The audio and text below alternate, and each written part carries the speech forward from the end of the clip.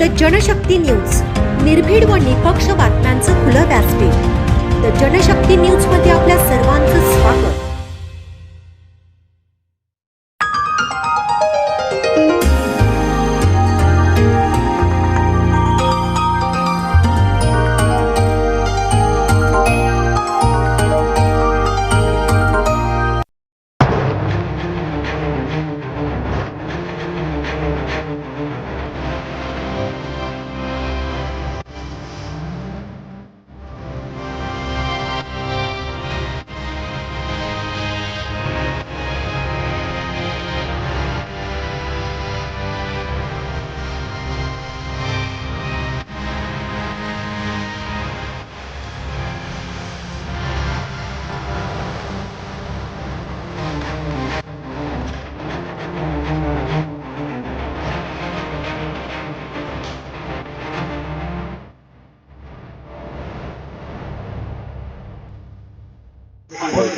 बिलवडी आणि पंचक्रोशीतील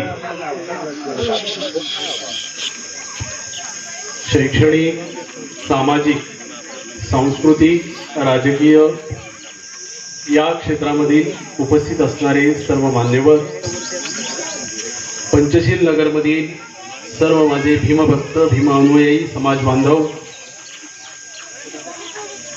आणि उपस्थित सर्व सज्जन.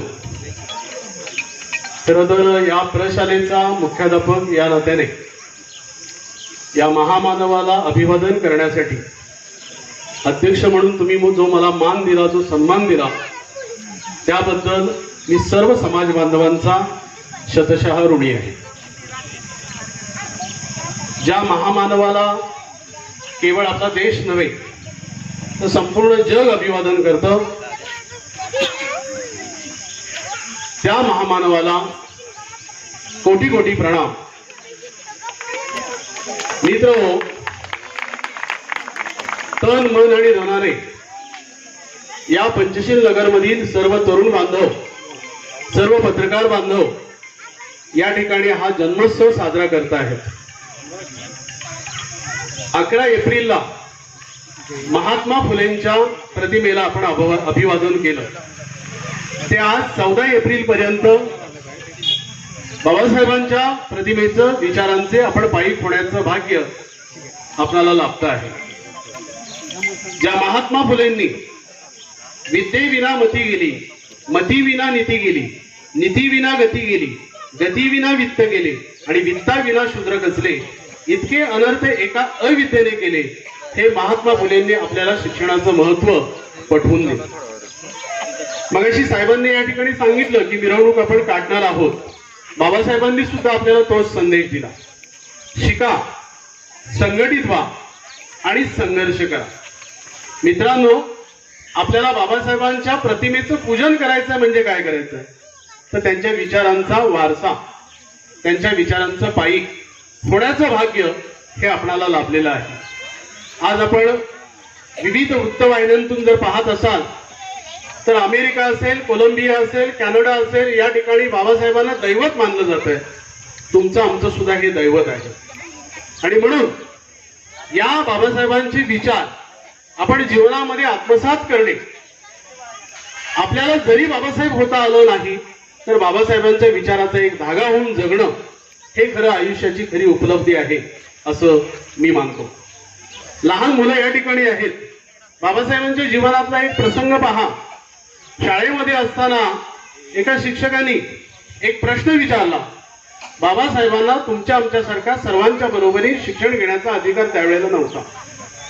फार मोठी सामाजिक विषमता होती, फार मोठा जातीभेद होता, फार मोठी अस्पृश्यता होती. आणि या समाज व्यवस्थेच्या बाहेर बसून शिक्षण घेऊन जगाला आदर्श उभा करण्याचं काम बाबासाहेबांनी केलेलं आहे. आणि म्हणून त्यांचे अनुयायी होणं हे खरं पुण्यकर्म आहे. शिक्षकांनी प्रश्न विचारला उपस्थित विद्यार्थ्यांना की या प्रश्नाचं उत्तर द्या. त्यावेळेला सर्वांच्या बरोबरीने न राहता 4 हात दूर ठेवलेल्या बाबासाहेबांनी ज्या वेळेला शिक्षकांना सांगितलं की मी हा प्रश्न आहे, या प्रश्नाचं उत्तर मी देतो, आणि बाबासाहेब विद्यार्थी दशेमध्ये असताना धडक फळ्याच्या जवळ गेले, त्यावेळेला त्यात उपस्थित असणाऱ्या विद्यार्थ्यांनी गोंधळ केला शिक्षकांना सांगितलं थांबा थांबा, त्या मुलाला तिथं थांबवा. का बरं?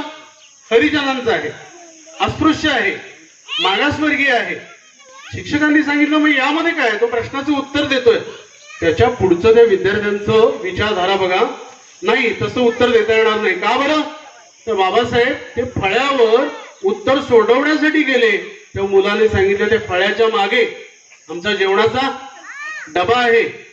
जर बाबासाहेबांचा स्पर्श फळ्याला झाला तर फळ्याचा स्पर्श डब्याला होईल, डब्याचा स्पर्श जेवणाला होईल आणि ते जेवण विटाळेल. त्यामुळे अस्पृश्याच्या हातून आम्हाला खायचं नाही. अशी वागणूक त्यावेळच्या समाजाने बाबासाहेबांना दिलेली होती. बाबासाहेबांनी आपल्या विचारातून, आपल्या कृतीतून केवळ या समाजाला नाही तर जगाला उत्तर दिलं. आणि म्हणून हा देव माणूस, हा महापुरुष माणूस, हा युगप्रवर्तक माणूस आपल्याला लाभला. त्यांच्या विचाराच्या दिशेने आपण आपलं व्यक्तिमत्व, आपलं समाज बांधणी घडवणं हे खऱ्या अर्थाने गरजेचं आहे. मित्रांनो, शिका, संघटित व्हा आणि संघर्ष करा. याच्या मागली भावनाच ही आहे. आपण ज्या पंचशील मध्ये राहतो, विद्या असेल, प्रज्ञा असेल, करुणा असेल, शील असेल, मैत्री असेल, या प्रत्येक गोष्टीचं अनुकरण आपण करणं गरजेचं आहे. आज मगाशी चंद्रमणी बोलले की आज आचारसंहिता चालू आहे. तुम्ही कुठलाही घटक घ्या, प्रत्येक घटकाला स्पर्श करणारं एक पुस्तक बाबासाहेबांनी लिहिलं, ते म्हणजे संविधान. आणि बाबासाहेब नेहमी म्हणायचे, तुमच्याकडे जर 2 पैसे असतील तर 1 पैसे तुम्ही कशासाठी खर्च करा? भाकरीसाठी खर्च करा. भाकरी तुम्हाला भूक भागवेल. आणि 1 पैसा कशासाठी खर्च करा? पुस्तकासाठी खर्च करा. कारण पुस्तक तुम्हाला काय करेल? खरी विचारांची भूक भागवेल. म्हणून आम्हाला नाचणारी मुलं तयार करायची नाहीत, आम्हाला वाचणारी मुलं तयार करायची. आणि म्हणून बाबासाहेबांनी संदेश दिला, वाचाल तर खऱ्या अर्थाने तुम्ही वाचाल. आणि म्हणून आपण वाचूया, शिकूया, संघटित होऊया. आणि ज्या बाबासाहेबांच्या संविधानावर आज देश चालतो, त्या लहान मुलांनी जरी संविधान घेतलं ना तरी तो सांगू शकेल, हे संविधान बाबासाहेबांनी माझ्यासाठी घेतलेलं आहे. आमच्या आजीने, महिलांनी जरी ते संविधान घेतलं ना तरी त्या महिला सांगू शकतात, हे बाबासाहेबांनी संविधान माझ्यासाठी घेतलेलं आहे. सर्व जाती धर्माचे, वंश, जात, लिंग, पंथ, धर्म याच्या पलीकडे जाऊन बाबासाहेबांनी संविधान लिहिलेलं आहे. आणि म्हणून आजचा हा संविधानाचा दिवस केवळ, किंवा आजचा हा जयंतीचा दिवस केवळ जयंती म्हणून साजरी केली जात नाही, तर जगभरामध्ये समता दिन म्हणून साजरा केला जातो. खरं तर बाबासाहेबांचा महापरिनिर्वाण दिन जो आहे 6 डिसेंबर, त्याला आम्ही पुण्यतिथी म्हणत नाही, महापुरुषाचा आहे म्हणून महापरिनिर्वाण. आजचा जन्मदिन म्हणत नाही, जयंती म्हणत नाही, समता दिन म्हणतो. कारण ज्यांना वेदना झाल्या, ज्यांना चटके बसलेले आहेत, त्यांनी मात्र सर्व समाजासाठी समतेचंच बाळकडू आणि समतेचीच पेरणी केलेली आहे. आणि म्हणून या बाबासाहेबांची विचारांची आपण पायीक होऊया. या समाज बांधवांना मी विनंती करेन की आपण जो माझा सन्मान केला, अध्यक्ष पदाची मला जी धुरा दिली, या महापुरुषाला जे अभिवादन करण्याचं पुण्य माझ्या पदरी दिलं, त्याबद्दल सर्व अनुयायांचं, सर्व भीमभक्तांचं आणि सर्व समाज बांधवांचं मी मनपूर्वक ऋण मानून या ठिकाणी थांबतो. धन्यवाद.